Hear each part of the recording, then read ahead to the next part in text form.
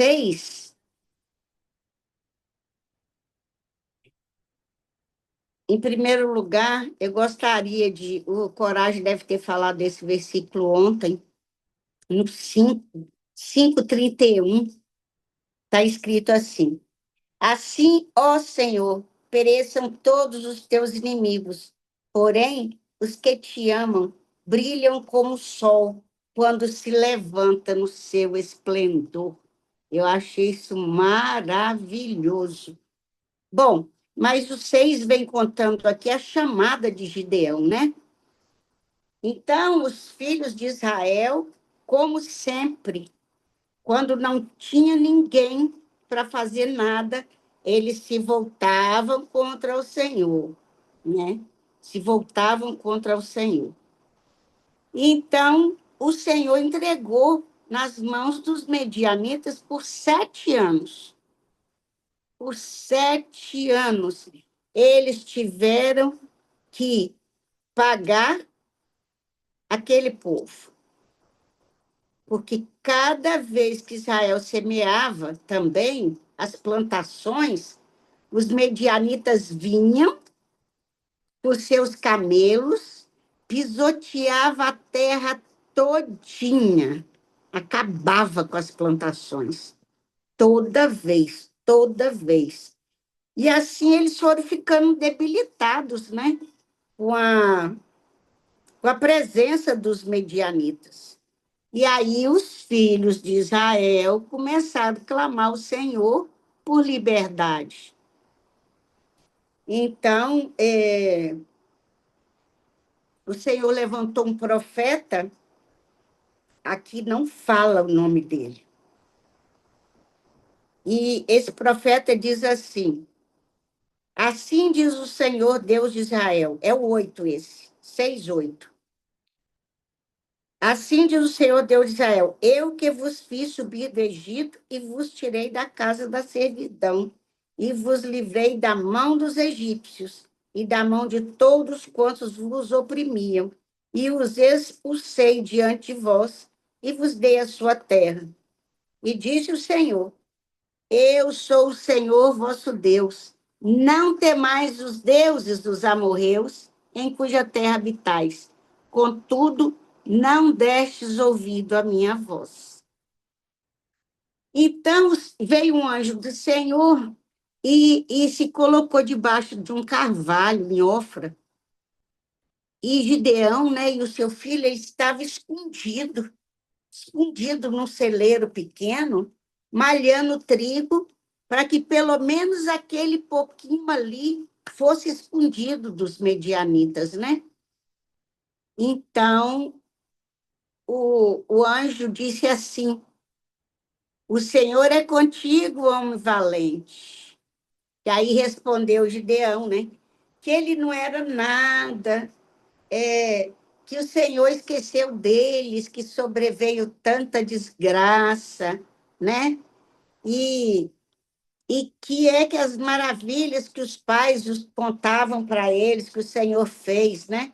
Tendo livrado a Israel, e porque agora ele desamparou eles, entregou eles a Amalequitas. E essa frase aqui me lembra muito o pastor Bechara. E o pastor Bechara dizem que falava isso na aula, na escola que ele dava aula. Então se virou o Senhor para ele e disse: Vai nessa tua força. Eu lembrei dele, né? E termina assim: livra Israel da mão dos medianitas.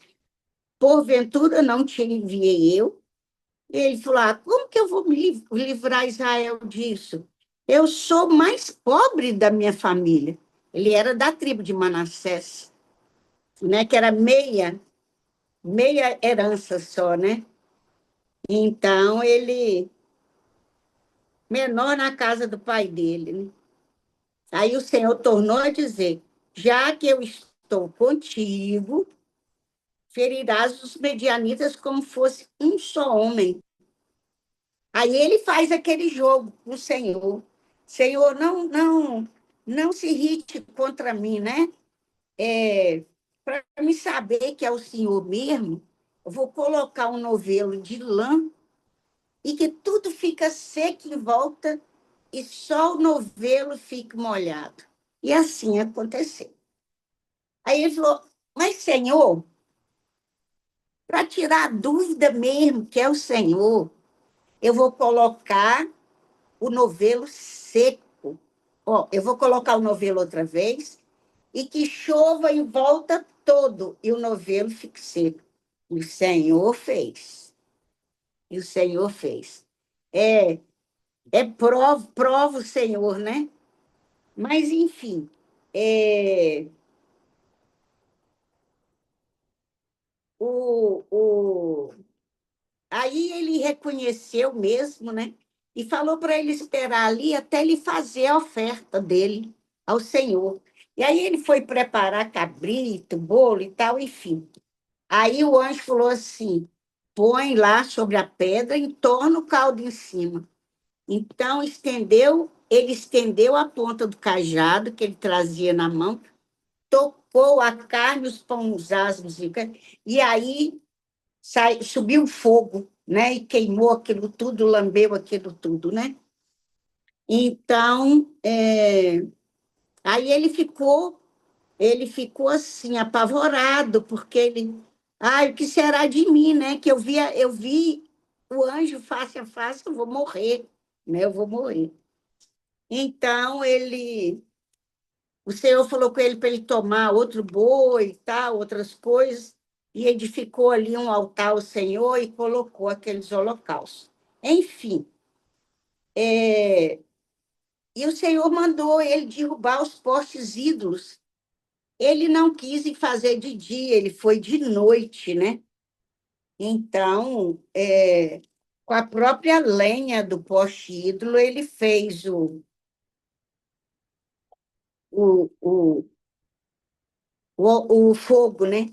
Aí os homens daquela cidade, os idólatras, vieram e falaram com ele para colocar o filho dele do lado de fora para ser morto, porque ele tinha derribado os altares, né?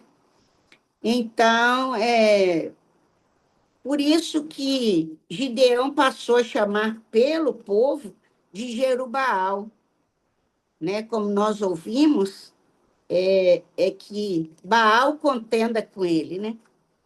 Então ele mandou chamar as tribos de Naphtali e tal, e foram à guerra. Então o Senhor falou.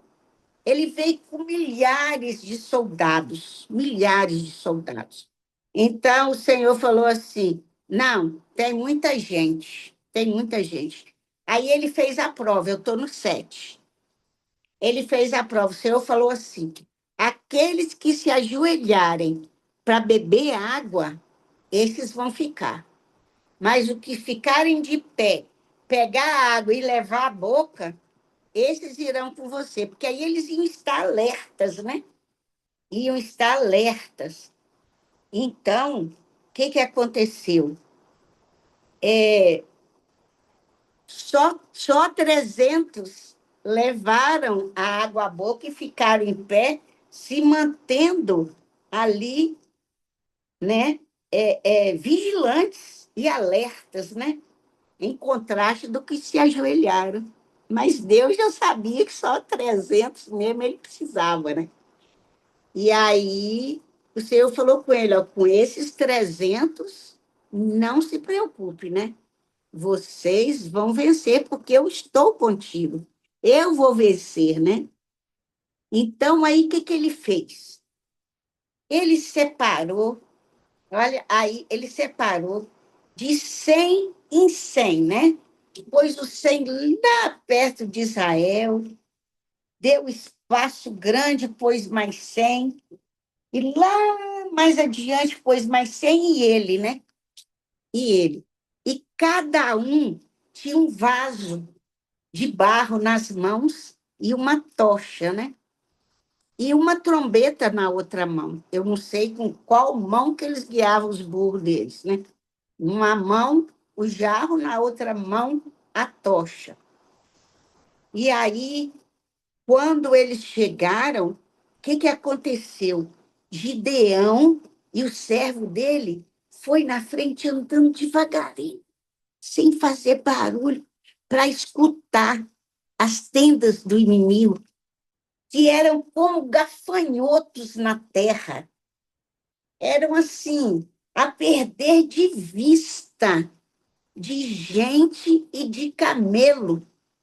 Era muita gente, era muita gente.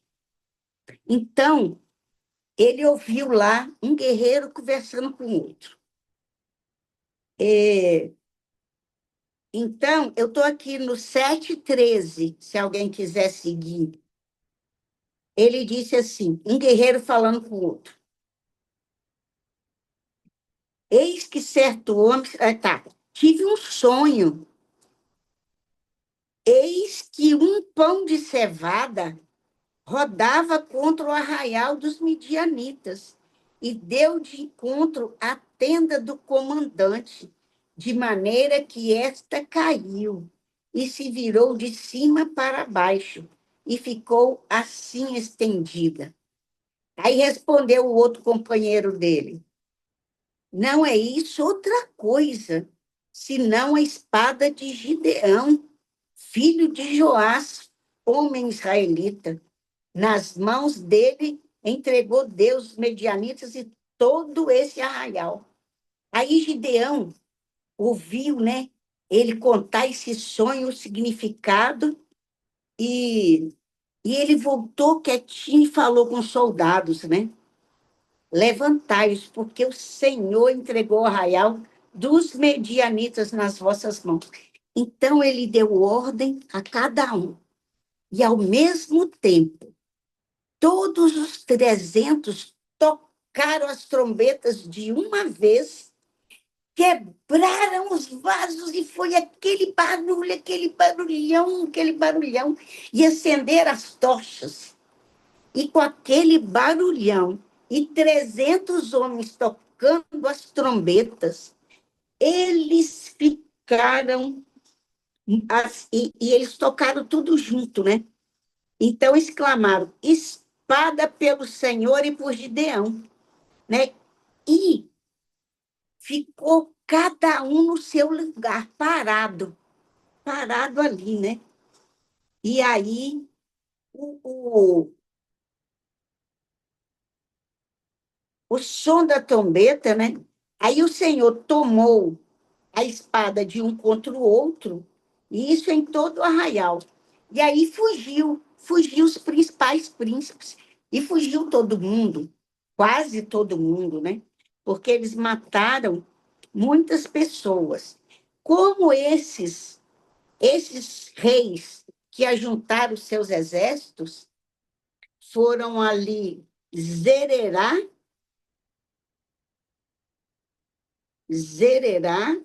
e Abel-Meolá. Então, os homens, aí ele falou com Naftali e os homens de Azer, né, e todo homem de Manassés, perseguiram os medianitas. Gideão enviou mensageiros a todas as montanhas, dizendo assim, né? Impeça-lhes a passagem pelas águas do Jordão. Então, todos os homens foram cortar a passagem pelo Jordão e aí prenderam os dois príncipes dos medianitas que tinham fugido, Oreb e Zeoreb. Então, mataram Oreb e Zeeb. E aí perseguiram os medianitas e trouxeram as cabeças a Gideão, né? Então, no oito, na verdade, os efraimitas, da tribo de Efraim, eles reclamaram por não ter participado da derrota inicial dos medianitas, né? E aí a resposta branda de Gideão, lembrando de que havia capturado dois príncipes medianitas, que eles não conseguiram e que fugiram, acalmaram eles. Não, isso tá ali entre 1 e 3, né? Então, ele falou assim, calma, vocês não pregaram os principais príncipes, os dois príncipes do medianita e não mataram? Vocês fizeram muito na hora certa. Era agora que o Senhor precisava de vocês. e não lá no início. E aí ele ficou tranquilo. E aí Gideão, né, passou com os 300 homens do Jordão, eles estavam muito cansados, mas ainda perseguidos. Aí ele chegou numa cidade chamada Passou Meu Tempo. Chegou a chamada lá e tal, pediu pão, e eles não quiseram dar. Então, Gideão, com os 300, mataram aquele povo, sabe? E tomou os anciãos da cidade, espinhos do deserto e aboros, e com eles deu uma lição aos homens de Sicote, e derrubou a torre que ele falou que ia derrubar. Deram coça nos anciãos de Israel com espinhos. Eles devem ter ficado muito machucados. Então, ele falou que depois pediram eles para ser o rei deles, né? E Gideão não aceitou, disse que nem ele, nem os filhos dele dominaria sobre eles, né? Então, Virgínia, um ele... minuto, Virgínia. Você passou Hã? um minuto. Você passou, viu, minuto? Ah, tá, só terminar aqui. Faleceu Gideão em boa velhice. Morto Gideão, tornaram os filhos de Israel a se prostrar a outros deuses, né? Então, eles não se lembraram da benevolência com a casa de Jerubaal, a saber, Gideão, segundo todo o bem que ele fizera. Esse é o último. Então, quando nós estivermos passando por vales de sombra e de morte, não vamos nos esquecer de Deus, como fez o povo de Israel. Tá bem? É isso. Desculpa, Cleide. 3 minutos. Obrigada, Gina. Desculpa mesmo, eu não